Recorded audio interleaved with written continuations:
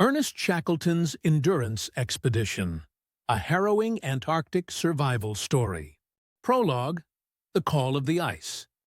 In August 1914, as Europe plunged into the turmoil of World War I, a different battle was beginning.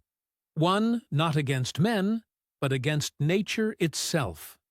Sir Ernest Shackleton, a seasoned Antarctic explorer, had a grand vision: to be the first to lead an expedition across the vast, uncharted Antarctic continent. His ship, the Endurance, was named for the very quality he and his men would need most.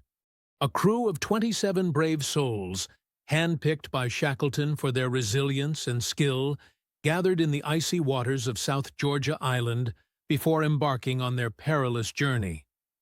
The goal was simple, yet daunting: sail through the Weddell Sea, land at Vassal Bay, and traverse the Antarctic continent on foot to the Ross Sea, where another team awaited to provide supplies for the final leg of the journey. But nature had other plans. Into the frozen grip. By December 1914, the Endurance had reached the Weddell Sea, but it was unlike anything Shackleton had encountered before.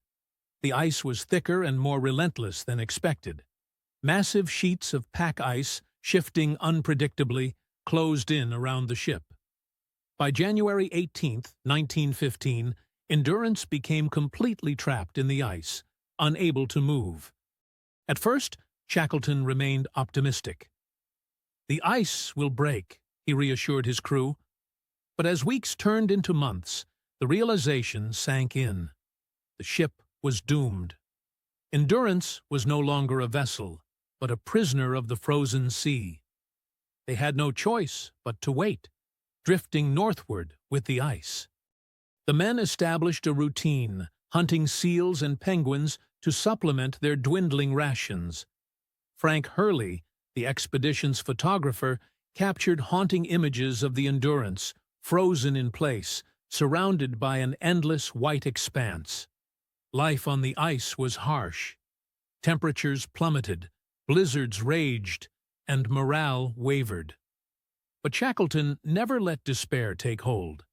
He maintained discipline and optimism, understanding that the greatest threat was not just the cold, but the creeping specter of hopelessness. A fight for survival. With the Endurance lost to the depths, the men salvaged what supplies they could and set up camp on the drifting ice floe. Shackleton named it Ocean Camp.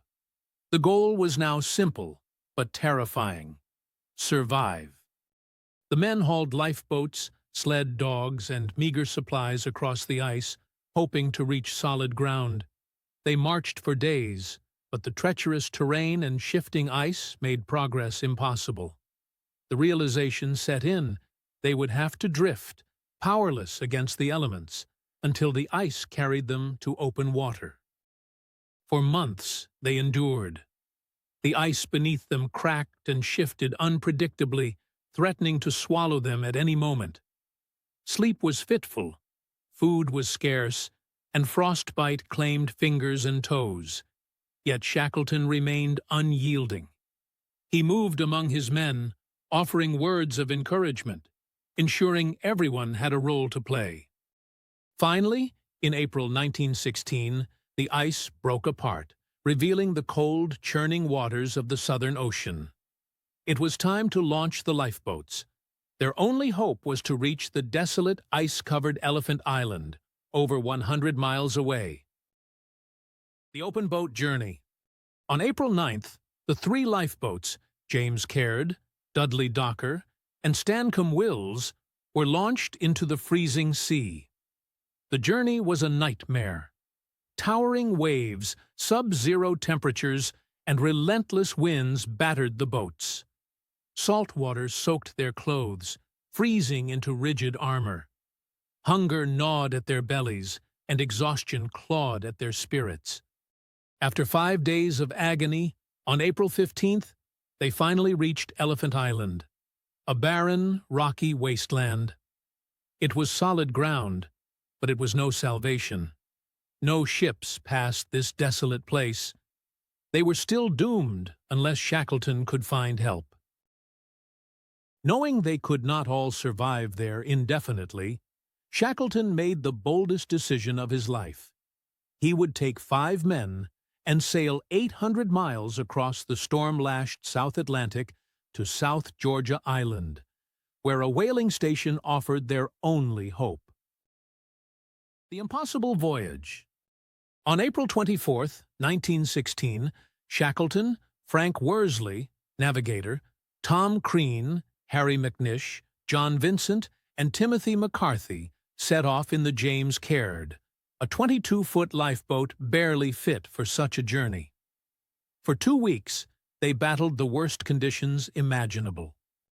Worsley, an expert navigator, somehow kept them on course, using only a sextant and the stars. Massive waves, some 50 feet high, threatened to capsize them at any moment. Ice formed on the boat, nearly sinking it. They were constantly wet, freezing, and on the brink of death. Then, on May 10th, against all odds, they spotted the rugged cliffs of South Georgia. But fate was not finished testing them.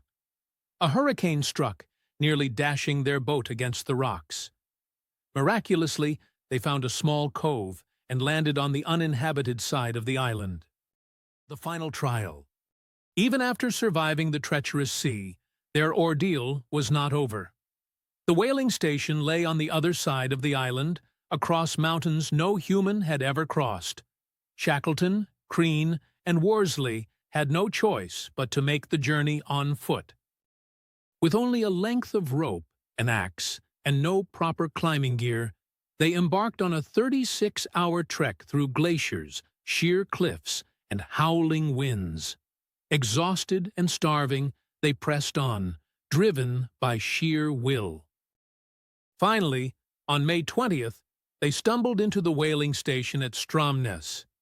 Shackleton, unrecognizable with his frost-bitten face and tattered clothes, simply asked the station manager, "Can I see the manager?" The men were saved, but there was no celebration yet. Shackleton's greatest task remained. His 22 men were still stranded on Elephant Island. The rescue. Determined to save his crew, Shackleton made 4 attempts to reach Elephant Island. Each time, ice or storms turned him back, but he refused to give up.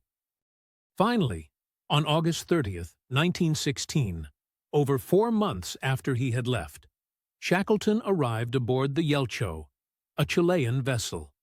As he scanned the shoreline through the mist, his heart pounded. Were they still alive? Then, through the fog, figures appeared. All 22 men had survived. Shackleton had kept his promise. Every single man had returned home. Epilogue: The Legacy of Endurance. Shackleton's endurance expedition was a failure in its original goal, but became one of the greatest survival stories in history. His leadership, resilience, and unwavering commitment to his men set a gold standard for exploration and crisis management. In 1921, Shackleton set sail once more for Antarctica, but never saw its shores again. He died of a heart attack on January 5, 1922, at South Georgia, where he had first set foot on his legendary journey. His men buried him there, in the land of ice and endurance. Even today, his legacy endures, a testament to the unbreakable human spirit in the face of overwhelming odds.